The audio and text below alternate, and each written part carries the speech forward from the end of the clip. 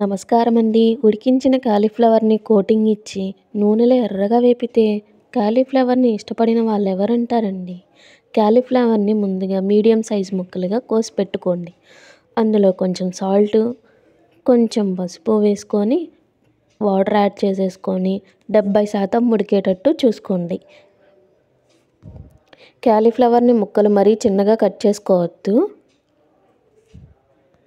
పిండి మిశ్రమానికి ఒక బౌల్‌లో 2 స్పూన్ల వరకు మైదా పిండి, 1 స్పూన్ బియ్యం పిండి, 1.5 స్పూన్ మొక్కజొన్న పిండిని యాడ్ చేసుకోండి.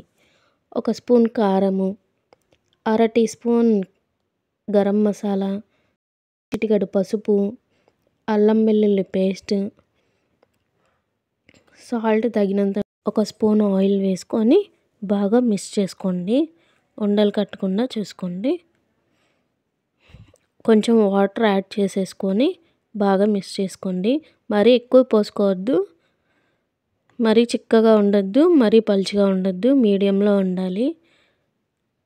అప్పుడే ముక్కలకి బాగా పడుతుందండి.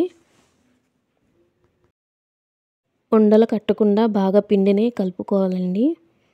ఈ స్టేజ్లో ఉన్నప్పుడు మనం ఇందాక ఉడకపెట్టుకున్న కాలీఫ్లవర్ ముక్కలని అందులో వేసి కలుపుకోవాలి.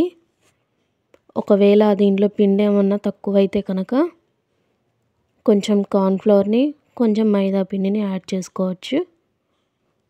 ఇది బాగా కలుపుకొని పక్కన పెట్టేసుకోండి.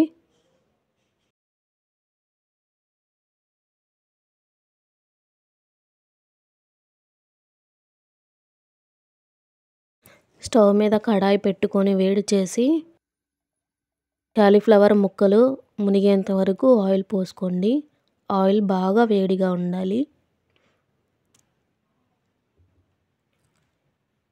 చూసారా, వేడెక్కిపోయింది ఆయిల్. ఇప్పుడు మనం కాలీఫ్లవర్ ముక్కలను వేసుకుందాము. హై ఫ్లేమ్లో పెట్టుకోండి. వేసిన తర్వాత లో ఫ్లేమ్లో పెట్టుకోండి. మాది మట్టి కడాయి కాబట్టి వేగడానికి చాలా సమయం పడుతుందండి. మినిమం నాకు హాఫ్ అన్ అవర్ పట్టిందండి. చూసారా, ఇది బాగా ఫ్రై అయిపోయినాయి. క్రిస్పీగా, క్రంచీగా ఉండి గోల్డెన్ కలర్లో ఉండాలి. ఈ కాలీఫ్లవర్ 65ని మా ఇంట్లో చాలా ఇష్టంగా తింటారండి. దీన్ని టమోటా సాస్ లేదా అన్నంలోకి నంచుకొని తిన్నా బాగుంటుందండి. నేను రెండో వాయి కూడా వేసేసుకుంటున్నాను. చివరిగా ఒక 2 పచ్చిమిరపకాయలను చీలికలుగా కట్ చేసుకొని వేయించుకోండి. కరివేపాకు కూడా యాడ్ చేసుకోండి. నా దగ్గర లేదు. చూసారా, క్రిస్పీగా కాలీఫ్లవర్ 65 రెడీ. మీకు ఈ వీడియో నచ్చితే లైక్ అండ్ సబ్స్క్రైబ్ చేయండి.